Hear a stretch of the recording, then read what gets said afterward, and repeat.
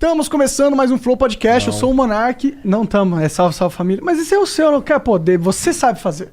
Fala aí. Salve, salve família. Aí sim. E hoje nós vamos conversar com o famoso velho da van. E aí, salve, salve família! E aí, pessoal, que prazer, hein? Pô, obrigado, mano. Velho. Parece que a gente já se conhecia há muito tempo, hein? Cara, Pô, obrigado pela moral de vir aí. Fico feliz.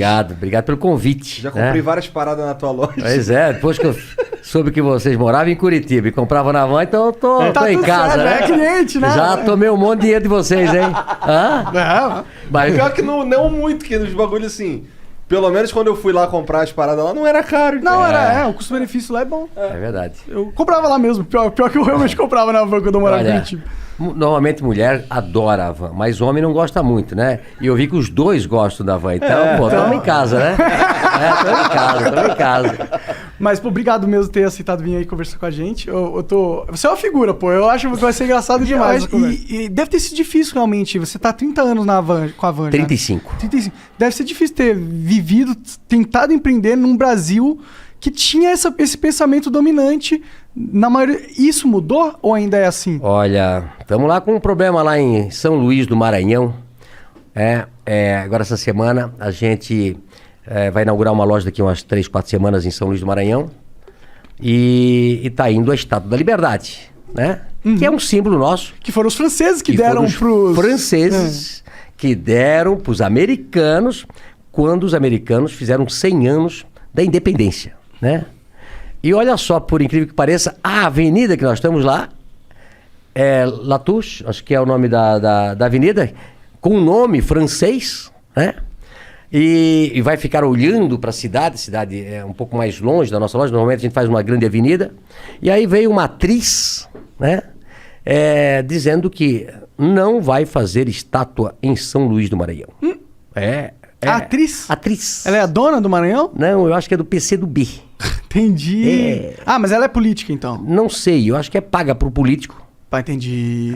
Né? Para não deixar a van construir a Estátua da Liberdade, que ela é contra, né? Então não constrói na tua casa, porra.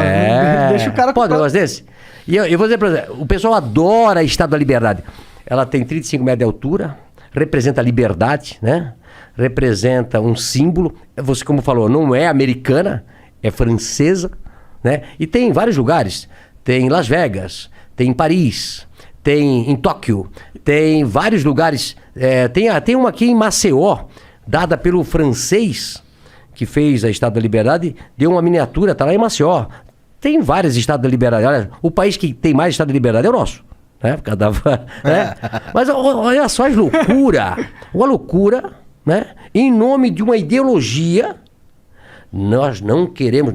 Ela e mais os asseclas dela, né? Porque a população tá cagando se tem uma Estátua da Liberdade, uma Torre Eiffel. Foda-se. Mas graças a Deus, agora mesmo recebi uma ligação do prefeito feliz da vida, prefeito de São Luís do Maranhão. Me ligou agora, Luciano, vamos dar bola pra esse pessoal aí que são meio doido, né? Nós aqui queremos empregos, nós queremos desenvolvimento. O povo tá feliz da vida que a van tá chegando. A van, quando chega numa cidade, ela dá uma alegria. Primeiro pelo emprego, pela beleza da nossa loja. Eu hoje ainda estava com o pessoal de Ijuí me visitando. A gente montou uma loja ano passado, vai muito bem. E eles disseram assim, uma cidade com 100 e poucos mil habitantes, Luciano, transformou a nossa cidade. Quando vem a van para uma cidade menor, principalmente, as pessoas, lá é uma cidade boa, a van foi para lá. Entendi. Aí do meu lado vai um supermercado, estoque foi para lá, botou um supermercado, né? Então, nós e outro supermercado dá 500 empregos direto, né? E a cidade, o outro vai abrir uma concessionária e assim por diante. Esse pessoal, na realidade, eles não querem desenvolvimento, eles não querem emprego. São Luís do Maranhão, não São Luís, mas o estado do Maranhão, saiu agora uma pesquisa, pior estado em geração de emprego do país, né? E o pessoal afugentando quem quer ir lá gerar emprego, né? Como aconteceu em Porto Alegre, né? Então, assim, é lamentável que as pessoas, às vezes, usam o serviço público para prejudicar principalmente. Então, olha só, eu já entendi que o Estado te fudeu durante um maior tempão, mas em 2018 tu era contra o PT ou tu era fã do Bolsonaro? Olha, janeiro de 2018, dia 5 de janeiro, eu faço, aviso no final de 2017, fato político dia 5 de janeiro. Eu ia coisa que eu nunca me mexi com política, né? Nunca fui candidato, embora, quando jovem, eu cheguei a ser... filiado a um partido. Filiado a um partido, tá? Porque eu era líder estudantil. Você pode falar qual? PMDB. PMDB. Mas por quê? Eu sempre fui um líder de classe, presidente do Centro Cívico, presidente do Clube dos Estudantes Universitários, que não é diferente de um DCE, porque a gente arrecadava dinheiro para pagar os ônibus, né? Não tinha nada de graça. E aí, naquela época, tinha um Luiz Henrique da Silveira, que era candidato a candidato para conseguir a vaga para ser governador do nosso estado, que depois foi, mais tarde. E aí, o prefeito da nossa cidade na época, que eu gostava muito, ele disse: Luciano, te inscreve no PMDB, vota na convenção para o Luiz Henrique ser candidato. Entendi. Votamos, em Brusque ganhamos, mas perdemos no estado. Aí o Luiz Henrique da Silveira não foi aquele ano, foi Pedro Ivo Campos. E depois que eu botei meu nome lá, nunca mais tirei. Então, quando tinha 18 anos de idade, 20 anos de idade, me filiei ao PMDB e depois nunca tirei fora. Mas você ia lá no PMDB? Nada, nunca. O Monark é filiado ao PV, pô. Ah, é? Fui porque fui burro. Achei que...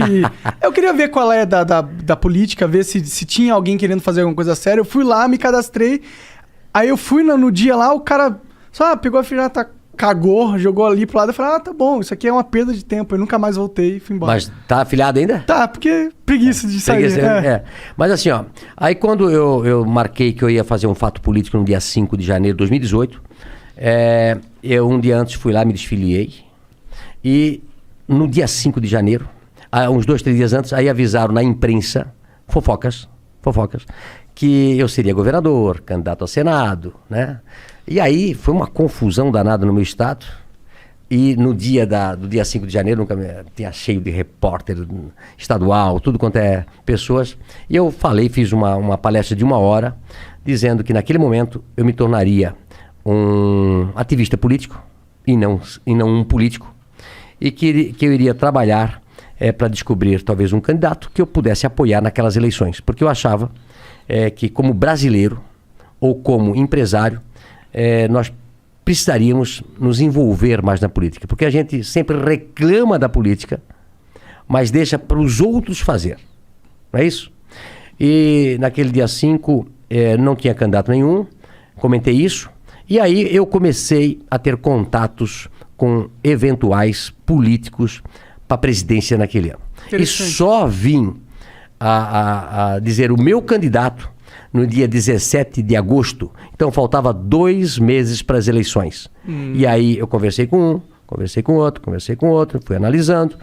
E no dia 17 de agosto, então fiz uma live, né?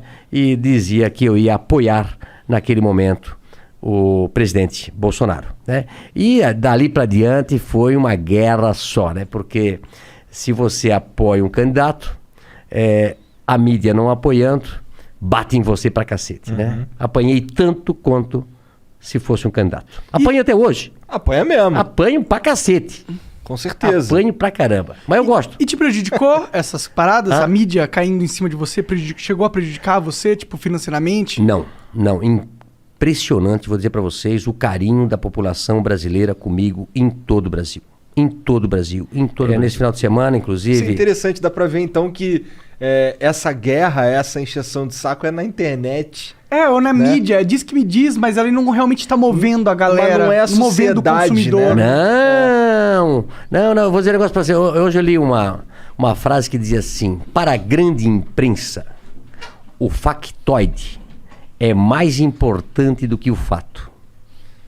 Olha só que mas frase é verdade, isso é uma parada profunda. Que o Monark fala com outras palavras o tempo inteiro. Ou seja, a imprensa monta as factoides, mentem pra caramba. Tô falando a grande imprensa, não a imprensa do bairro, a imprensa do interior. Né? Não, mas não é tão mentirosa. Não é tão perigosa, né? Mas eles montam factoides, né?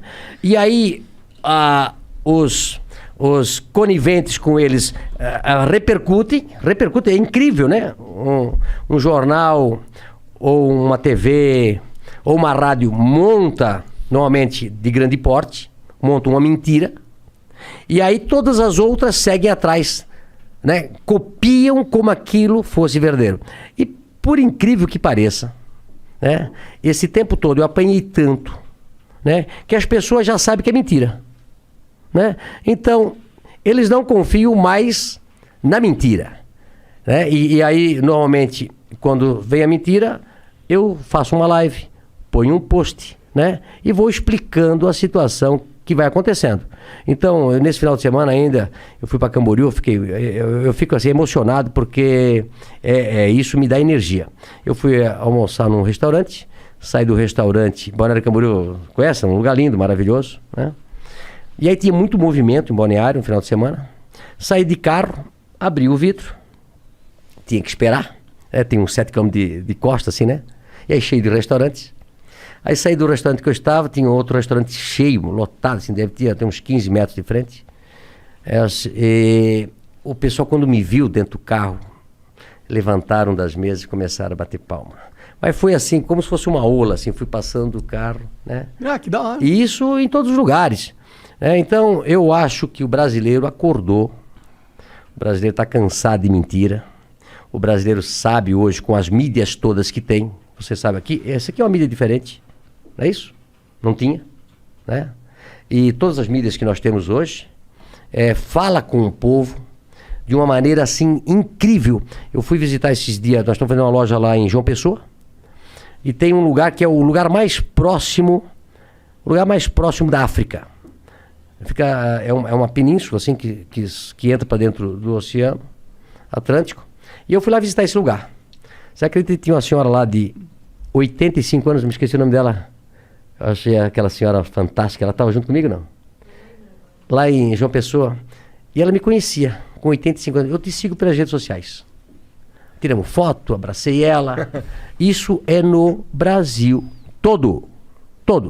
Quer dizer, quanto mais bate, mais... Eu sempre falo, até fiz um vídeo uma vez, né? Que nem massa de pão, sabe? Você pega a massa de pão e eu fiz um vídeo, né? Quanto mais bate a massa de pão, mais... Melhor fica, né? Ela cresce. E assim é verdade. Então assim, eu não tenho medo de polêmica, não tenho medo que falem as coisas, porque se a gente está do lado da verdade, não tem problema.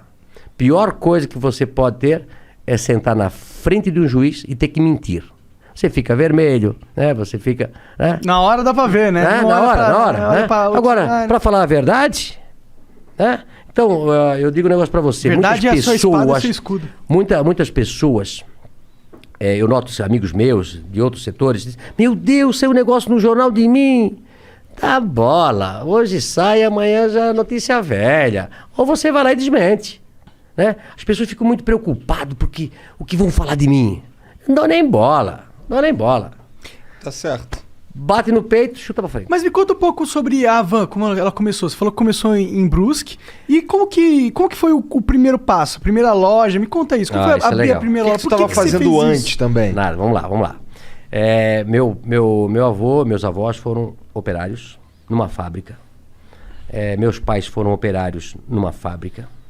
E eu fui operário na mesma fábrica durante 7 anos. Eu me lembro que na nossa época, eu tenho 58 anos de idade, né? E na época todo mundo entrava com 14 anos de idade a trabalhar, que também não morria ninguém. Era normal, né? Eu vejo muitos pais reclamando, inclusive donos de negócio, dizem, eu queria botar meu filho a ser garçom, a atender a mesa, mas não pode. Se vier algum fiscal aqui, me multa, né? Antigamente ninguém morria por trabalhar. Isso também está errado. Então, meu pai, eu sempre fui muito estudioso, eu sou disléxico, né? Disléxico é a dificuldade de aprender a ler nos primeiros anos. Tu também? Sim, eu tenho muita dificuldade em ler. Eu também. Nossa, muito difícil. A professora, quando dizia assim, Luciano, continua a leitura. Eu já ia na aula de português tremendo. Eu já ia mal para a aula de português. Eu sempre fui péssimo em português e ótimo em matemática. Eu sempre aprendi a multiplicar e a somar. Dividir. Isso é bom, né? Eu sempre aprendi muito. Essa é boa, né? É somar e multiplicar. Dividir e diminuir, não aprendi nada. Agora, eu era péssimo em português. E não entendia, porque se eu era bom em matemática e não era burro, né? Por que quando eu ia na aula de português, putz, aquilo me passava mal, puta, amanhã tem aula de português. E aí a professora, eu acho que na 5ª série, 6ª série, a professora disse, Luciano, continua a leitura. Putz, eu não ia, não. E os outros meus amiguinhos lendo atrasômetro, a burocracia. Puta, começava a gaguejar, o pessoal começava a rir. E aí, eu não entendia. Aí eu pensei, o que eu vou fazer? E eu comecei a estudar em casa. Eu comecei a ler gibi na época, né? Livro, tudo que jornal, tudo. Eu vou tentar aprender a ler para eu não passar vergonha na coisa. E isso foi durante até os 12 anos de idade. Então eu sempre falo, né? Eu aprendi a ler só com 12 anos de idade. Imagina se eu tivesse aprendido com 7 anos, né? Esse era o Bill Tava Gates. melhor ainda, né? Tava melhor ainda. Tá com uma carinha então, de assim, Jeff quem é Bezos. disléxico, quem tem filho disléxico, tá?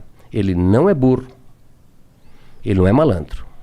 Ele aprende de maneira diferente, né? Procura um fonoaudiólogo.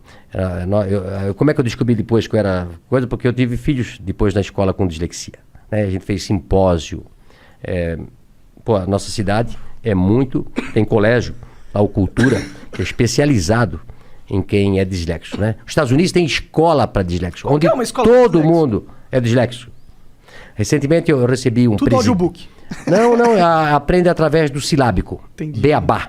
Hoje é construtivismo, você aprende a ler a letra inteira. Aham. Isso é um erro do Brasil aí, tem que mudar essa...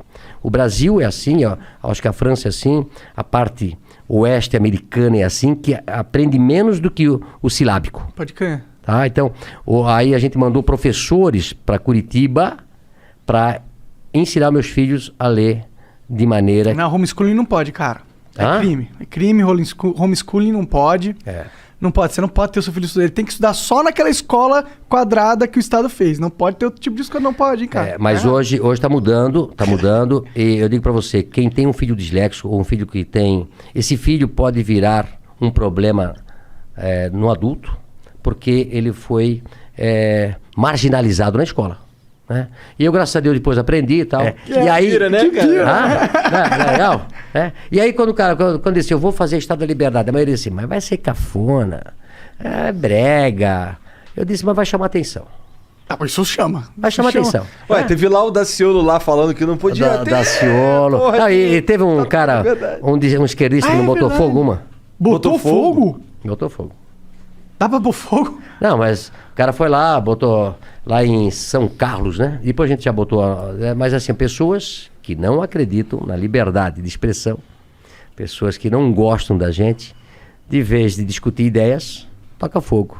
Né? Vai partir pra violência, né? Pra violência, né? Como é que foi tua reação quando tu viu o Daciolo lá na O Daciolo, depois eu falei com ele por telefone, né? Ele... Você é da sucursal? Ursal. Não, o Daciolo ia para Brasília, eu acho que ele era deputado, né? E ele voltava talvez para a cidade, ele passava na frente de uma Estátua da Liberdade que nós temos em Valparaíso.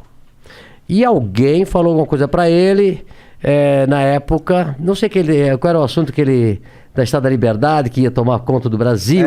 Bagulho dos Estados Unidos. Não me conhecia também, né? E aí falou e tal, mas depois eu liguei para ele. A gente ficou até de se encontrar, mas eu nunca encontrei pessoalmente, né? Mas ele não é doido, não. Não é doido, não. Mas é marqueteiro, né? Marqueteiro. Com certeza. Mas que foi, cara, eu vendo aquele vídeo ali, a minha sensação era de... Caralho, esse cara... Que isso, cara? O cara eu achava muito engraçado, eu adorava. O Daciolo, né? Eu também. Uma coisa, o Brasil, eu tenho falado bastante isso, e falo isso para os meus compradores, que nós só devemos importar aquilo que for 30%, 40% mais barato lá fora. Tentar comprar tudo que for possível no Brasil.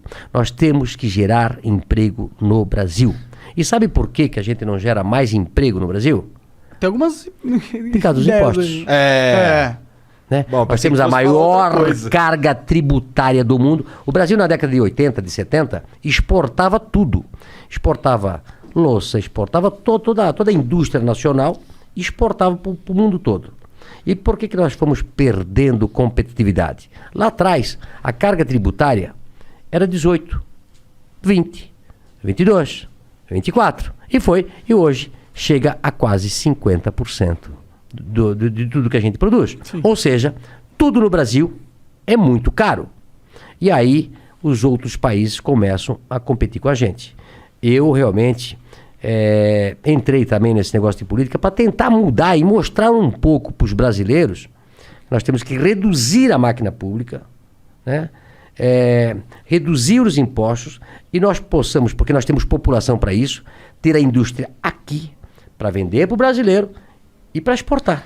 Gerar emprego aqui. O único jeito da gente de fato abaixar, conseguir que haja uma discussão no formato, na forma que os impostos são cobrados aqui no Brasil, só se a população ficar puta com os impostos. Por que lá tu podia botar a população já tá bem puta, Não, já. mas olha só, tu sabe quanto é que tu pagou de imposto nisso aqui? Ah, não sei, mas eu chuto Porra, bastante. tu tinha que colocar lá, assim...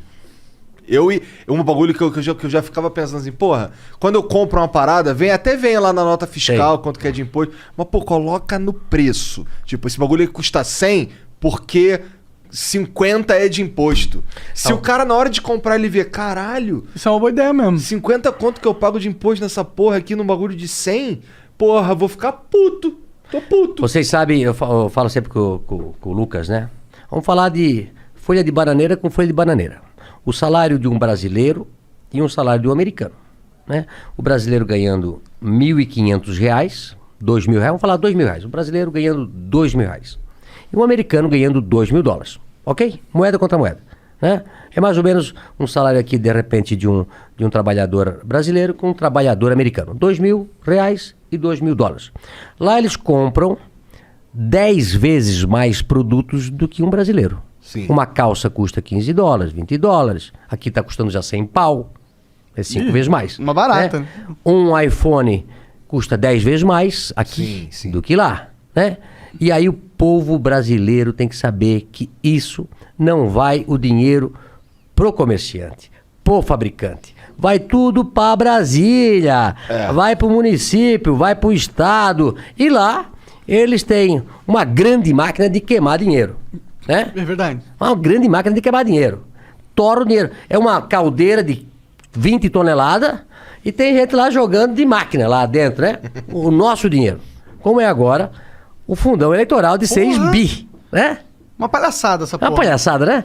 Você trabalhar 5 meses por ano para mandar o dinheiro pro governo para eles fazerem campanhas políticas Pra te com o nosso enganar. dinheiro para depois continuar lá ganhando E dinheiro aumentar esse dinheiro. das que nossas já ganha. custas. Não é de ficar puto da vida? Pra caralho. Triplicaram Hã? o valor do fundão, cara. Triplicaram. É um absurdo. Triplicaram. E o valor já era 2 bilhões e tinha acabado de passar esse Acabado de valor. passar. É. Acabado de passar. A gente... E esse dinheiro mudou a porra da política? Porra nenhuma. Já não aconteceu com o fundão? A última, as eleições Sim. de vereador agora que foi? Prefeito, vereador. Então, mudou porra nenhuma. E aí? A gente agora tá bancando o mais que eu uma mamata. queria é continuar sendo empresário, trabalhar o nosso negócio. Assim, ó, eu acho duvido um país onde o empresário, o trabalhador, o cidadão passe tanto trabalho como o país. Aliás, como o Brasil. vou dizer para você o seguinte: quanto mais de graça você dá, pior fica a pessoa. Menos valor tem aquela parada, né? Eu dou valor a R$1, R$1, porque eu sei o que é ganhar R$1, R$1. Não joga nada fora, paga a luz, cuido de tudo, né? Porque eu ralei aí pra comprar um eu sou o cara que x-salada. apaga a luz também. Hã? Eu também sou o cara que Sou o passa cara que pela apaga a casa luz. apagando a luz. Eles sabem que eu pego no pé deles. Tá vendo? Ele é. Tá Pô, certo, tá essa certo. porra mesmo. Sabe quando é que eles deixam o ar-condicionado ligado que eu faço com eles? Ah. Eu vou lá e tiro o controle do ar-condicionado, apago o ar-condicionado, tiro o controle e levo pro meu quarto. Aí ele sabe que o pai passou lá. É isso? Mas Tem que ir lá buscar. tá certo. Tem que ir lá certo. Porra, eu fico Hã? puto É? com desperdício também, cara. Pô. Desperdício eu acho que é o que Comida, mais- comida. Vou comer. Eu conto quanto tem na mesa e digo pro garçom, como é que é o prato aqui? Se o prato é bem servido, é bem servido. Porque às vezes eles mentem, né? Dizem que não é e tu compra muito. Eu disse, tá, então nós estamos em 6, eu quero 3 pratos. Um prato para cada 2. Então põe os pratos no meio da mesa e a gente vai comer. Se faltar, eu vou pedir. Eu não gosto assim, um prato para mim, um prato para ti, um prato para mim, um prato para mim. Ele sabe disso. No mundo todo é assim. Eu vou em qualquer lugar do mundo, Chego lá, eu disse, vou compartilhar. Eu vou comprar os pratos, em 5 nós somos, vou comprar 3 pratos. E aí, não, mas não, aqui não é assim. Eu quero assim, eu sou cliente. Eu quero desse jeito. Eu sou cliente. Certo? É. Eu não quero jogar comida fora. Então eu perco 3 pratos. Aí vem ali, tá acabando, vem mais um daquele. Aí depois vem, pra não sobrar. Eu sou assim. Tá certo, Fui ensinado assim, meu pai paga a luz. Eu sou da época de meu irmão ficar muito tempo no chuveiro. Hoje eu acho que não tem mais essa desgraça, né? Porque eu acho que ninguém mais dá bola pra isso. Acho que tem. Mas o meu pai... Não, lá em casa tem. Ah, tem? Tem. Meu pai e minha mãe operário, ganhando ali um salário de cada um, né?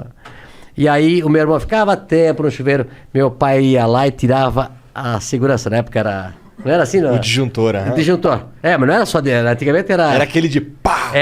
Ele ia lá e pá, o meu irmão, ai, desligaram a luz.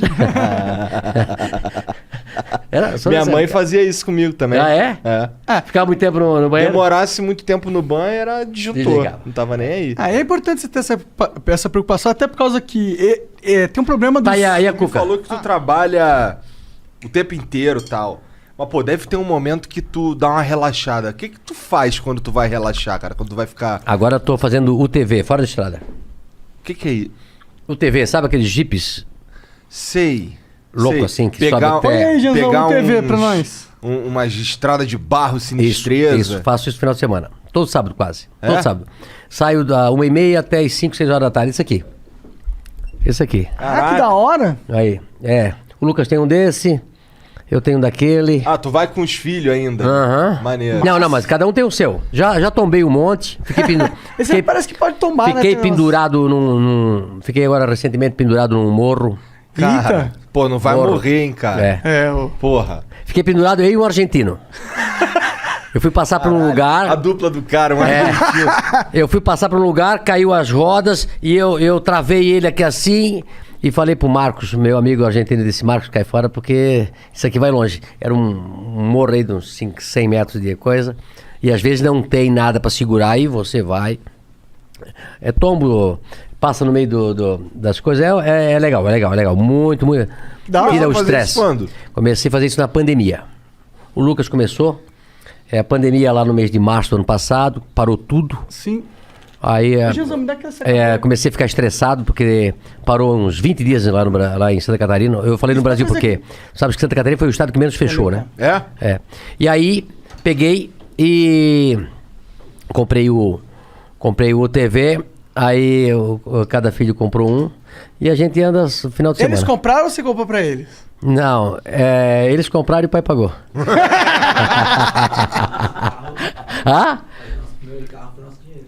Assim, olha que legal. Olha só, como lá em casa funciona. Quando eles eram pequenos, eu fiz uma poupança para cada um deles, depositava um valor para cada um deles. Eu fiz um bolsa de valores, né? Botei um valor para cada um fundo. Ao filho que você gostava mais, você põe Não. Não, dei. Aí quando veio a crise de 2008, eu parei. A crise de 2008 foi tão assustadora que eu não depositei mais dinheiro na conta deles. Foi assustadora. Sério? Claro. Quando quebrou o Lehman Brothers ali, Lembro. o mundo parou. A bolsa de valor saiu de 75 mil pontos e veio para 25 mil pontos. E aí a empresa, tu tens que cuidar da empresa. Aí até aquele dinheirinho que eu depositava na conta dele, eu sou, né? Parei de depositar. E depois nunca mais depositei. Mas eles foram crescendo e aquele dinheiro foi aumentando. Quando os dois fizeram, são gêmeos, o Lucas e o Leonardo. Ah, legal. Quando eles fizeram 18 anos, a gente fez um café à noite para eles. E aí todo mundo achava que talvez eu desse um carro para eles. De novo, mano. Aí preparei um voucher e dei uma carteira de motorista para cada um. Ó. Eu dei um voucher. Pra eles irem lá estudar. Mas o lugar assim era um carro bonitão e atrás era um voucher, né? Só tá aqui, né? E eles demoraram 1 ano pra comprar carro pra eles. É a hora dos presentes aí que eu trouxe, né? Cara, pois tu trouxe um monte de presente, né? Olha, não podia deixar de trazer os presentes. Mostra né? aí pra nós. Vamos lá, cadê? peraí, olha, vem cá. Vem cá, vou começar aqui. Vem cá, olha aqui. Esse Ó, é um pra sacola cada um. bonita, rapaz. Sacola aqui, mas aqui, ó. Ó. Eu só vou fazer a apresentação Tá. Boa. dos presentes. Cueca verde e amarela. Aí sim. Aí sim. Cueca verde e amarela. Tá aqui. aí. Ó, verde e amarela mesmo. Caralho, é box, ótimo. Ah, é? É, dessa que eu gosto também. É. Brasil, tá vendo? Cueca Pô, verde e pior que é amarela. bonita, pô. Hã? Bonita. Cueca bonita, quer ver vocês usar. Uma camisa do Ouvidão, eu faço na segunda-feira. Ouvidão, graças a Deus, é segunda-feira. Da hora. Adoro segunda-feira, porque segunda-feira pra mim é o começo da semana, né? É o dia de Do trabalhar. Dia de trabalhar. Mas aí, Aham. o que mais que eu tenho aqui? Tem uma igual a tua. É uma igual a minha, com essa frase legal, o Brasil que queremos só depende de nós. Essa frase não tem partido, essa frase não tem candidato. Essa frase é nossa, de cada brasileiro. Né? A gente pensou isso em 2008 e fez essa frase aqui. Aí tem um negocinho aqui que é legal. O boneco do dono da van, o boneco da dona da van, boneco do dono da van aqui, isso é pra assustar, Capitão pra Brasil. assustar o, Capitão as Brasil. moscas, e uma meia do velho Parece da o van. Lex Luthor. E Uma meia do velho da van? Ó, aí, a meia da velha da van aqui. Parece o Caraca, é mesmo que velho da van. Verdade. velho da van. Da hora. Ah, Maneiro. tá aqui. Valeu, cara. Monark, obrigado aí. Tá. Pô, eu que agradeço, velho. Tem um boné também. Tem o boné, tem o boné, tem o boné. Nossa, obrigado. Pô, obrigado, cara. Rapaz, eu recebo tanto presente do Brasil todo. O cara Tem um faz um balatão boneco, aqui, manda ó. pra mim. Posso abrir Faz isso a aqui? cueca, manda pra mim. Pode. abrir. Faz a meia, manda pra mim. Eu vou usando. Dona. E tu sabe de uma coisa? Eu falo sempre que eu não trabalho por dinheiro, É por tesão. por tesão. Pô, eu falo isso A toda gente fala hora. também. Eu não trabalho por dinheiro. Há muitos e muitos anos eu não trabalho por dinheiro. Muitos e muitos.